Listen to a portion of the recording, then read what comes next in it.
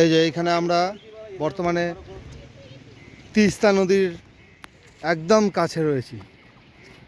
এখান থেকে হয়তো হালকা হালকা নদীর জলের আওয়াজও পাওয়া যাচ্ছে। তোমাদেরকে আর একটু কাছে ক্লোজ ভিউ দেখানোর চেষ্টা করছি।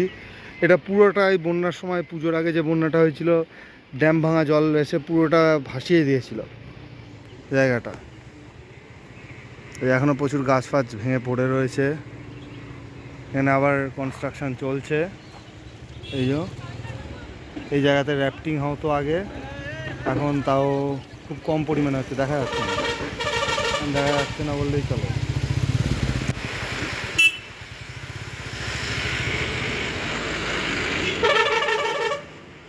একটা অসাধারণ ভিউ পাওয়া যাচ্ছে, অসাধারণ ভিউ।